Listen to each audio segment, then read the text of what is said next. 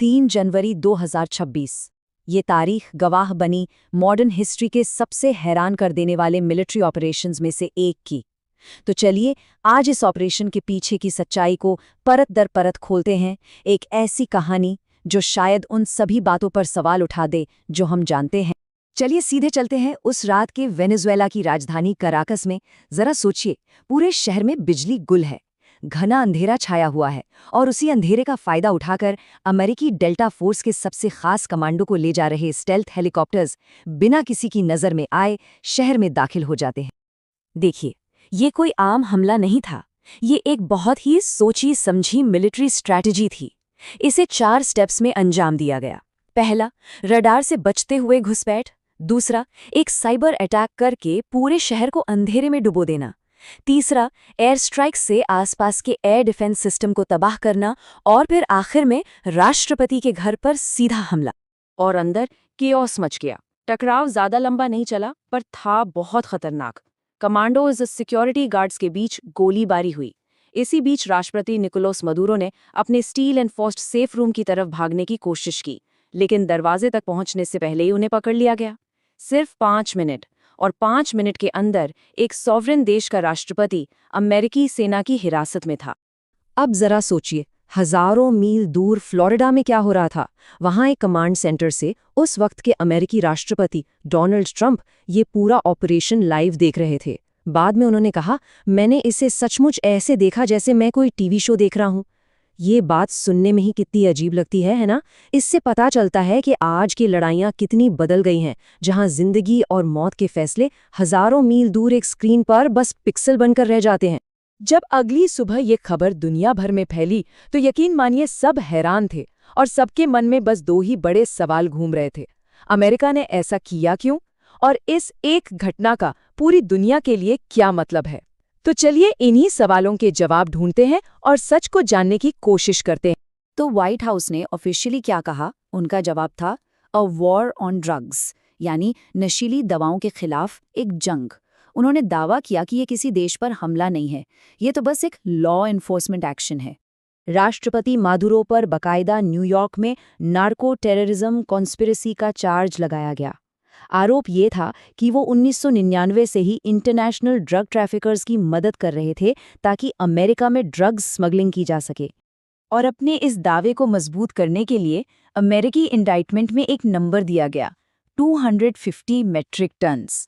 जी हाँ, यही वो आंकड़ा था जिसे अमेरिका ने पूरी दुनिया के सामने रखा, ये बताने के लिए कि उन्होंने एक सॉवरेन नेशन के लीडर को पकड़ने जैसा इतना बड़ा कदम क्यों उठाया। लेकिन सवाल ये है कि क्या यही पूरी कहानी है, या फिर पर्दे के पीछे कुछ और चल रहा था, कुछ ऐसा जो ज्यादा कीमती है?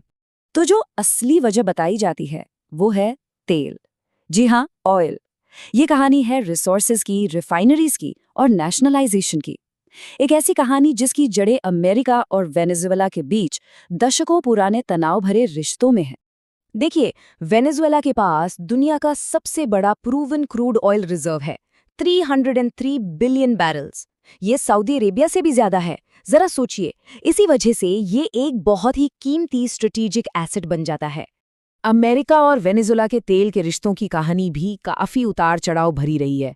1970s में अमेरिकन रिफाइनरीज खास तौर पर वेनेजुएला के हेवी क्रूड ऑयल को प्रोसेस करने के लिए बनाई गई थी।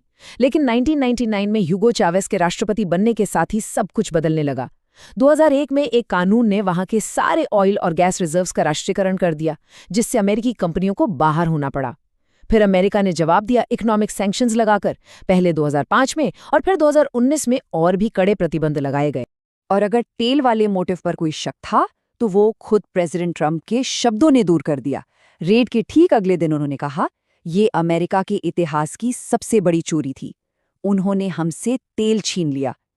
मतलब ये एक ऐसा स्टेटमेंट था जिसने साफ कर दिया कि असली मकसद क्या था, कंट्रोल। तो चलिए अब जो ऑफिशियल क्लेम था उसे जरा डेटा से कंपेयर करके देखते हैं। अमेरिका का दावा था कि वेनेजुएला ड्रग्स का एक बड़ा सोर्स है, लेकिन फैक्ट्स कुछ और ही कहानी बताते हैं।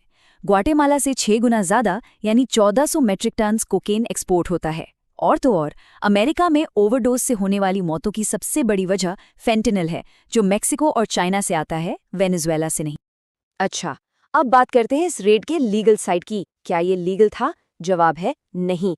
इस ऑपरेशन ने न सिर्फ इंटरनेशनल लॉ तोड़ा, बल्कि अमेरिकन लॉ को भी बाईपास किया। इसे समझने के लिए जरा 2003 के इराक वॉर से कंपेयर करते हैं। वो युद्ध चाहे कितना भी कंट्रोवर्शियल रहा हो, उसे यूएस कांग्रेस ने ऑथराइज किया था। लेकिन वेनेजुएला रेड के लिए कोई कांग्रेशनल अप्रूवल नहीं लिया गया। सरकार ने इसे लॉ एनफोर्समेंट फंक्शन का नाम दे दिया ताकि कानून से बचा जा सके। और इंटरनेशनल लेवल पर तो ये ऑपरेशन कई कानूनों का उल्लंघन था। ये यूएन चार्टर के आर्टिकल 24 का सीधा सीधा वायलेशन है, जो कहता है कि आप किसी दूसरे देश की सीमाओं के खिलाफ मिलिट्री फोर्स का इस्तेमाल नहीं कर सकते। इसने सॉवरेनिटी के फंडामेंटल प्रिंसिपल को भी तोड़ा। और बात जब अकाउंटेबिलिटी की आती है, तो अमेरिका के पास यूएन सिक्योरिटी काउंसिल में वीटो पावर है, जिससे वो अपने खिलाफ किसी भी इंटरनेशनल एक्शन को रोक सकता है। तो ये मामला सिर्फ वेनेजुएला तक ही सीमित नहीं है। ये एक बहुत ही खतरनाक ग्लोबल प्रेसिडेंट सेट करता है, एक नए वर्ल्ड ऑर्डर का इशारा देता है। दुनिया भर से रिएक्शन भी बहुत तेजी से आया। ब्राजील, स्पेन जैसे देशों ने इसे एक डेंजरस प्रेसिडेंट कहा। चाइना और रशिया ने तो इसकी कड़ी निंदा की। यहाँ तक कि यूएन सेक्रेटरी जनरल ने भी इसे यूएन चार्टर का साफ साफ वायोलेशन बताया। और बात यहीं खत्म नहीं हुई। वेनेजुएला के बाद कोलंबिया, क्यूबा और मेक्सिको को भी नई धमकियां दी गईं।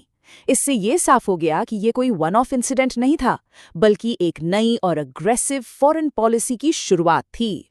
इस न्यू वर्ल्ड ऑर्डर के पीछे की सोच को ये एक लाइन बिल्कुल साफ कर देती है। नियम सिर्फ कमजोरों के लिए होते हैं, ताकतवर तो वो सब कर सकते हैं जो वो करना चाहें। और ये हमें एक बहुत ही जरूरी और परेशान करने वाले सवाल पर लाकर खड़ा कर देता है। जब ताकतवर ही नियम बनाने लगें, तो फिर उनसे सवाल कौन करेगा? उन्हें जवाबदेह कौन ठहराएगा?